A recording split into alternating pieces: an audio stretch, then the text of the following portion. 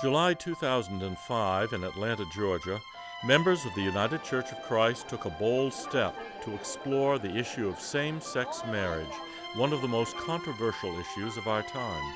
People spoke their minds. This was a living issue for our churches, for gay and lesbian people in our church, and for others as well. When the issue came to the floor, delegates, visitors, and the national news media gathered to see if they would witness history in the making. When the vote happened, and it was pretty clear that this was an affirmative vote, the resolution carries. there was a space of quiet acknowledgement that something very important had just been done. Let us find words that comfort rather than congratulate. He stood so silently before us and led us in a very simple but profound prayer. Let us use our hands not to clap, but to wipe away every tear.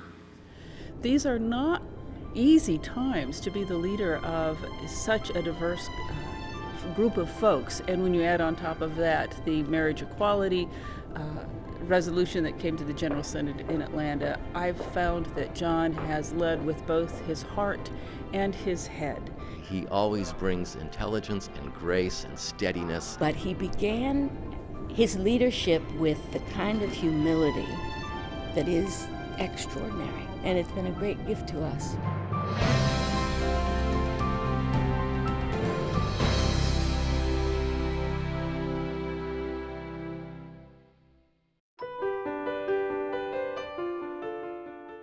John Thomas and his twin brother, Dick, grew up in Stamford, Connecticut.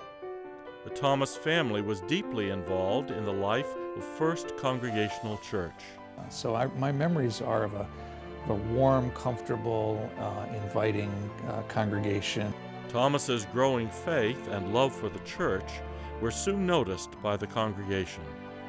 As a teenager, he was invited to take on more leadership roles. So all of that experience, both at my home church and also at church camp, began to instill the idea that ministry might be a calling for me. And then it just kind of grew and got stronger as I went through college. When John Thomas graduated from Gettysburg College in Pennsylvania, he moved back to Connecticut to prepare for the ministry at Yale Divinity School. I was a pastor as an associate minister in a large church in Connecticut, and then 10 years in a church in eastern Pennsylvania in a city called Easton. And that always was a wonderful and fulfilling experience for me. I was invited to apply for and became the first ecumenical officer for the denomination. If you had to see the word ecumenical in the dictionary, John Thomas's name would be right next to it.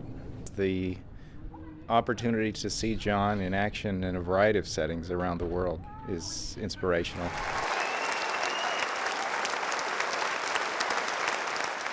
John Thomas became the 6th president of the United Church of Christ, a position that later was renamed General Minister and President.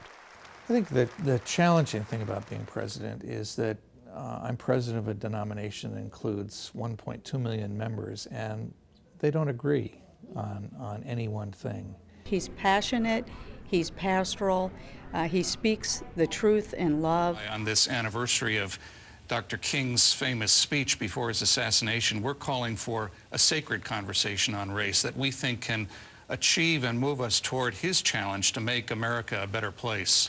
He's always been very willing to listen, and especially to the needs of young people.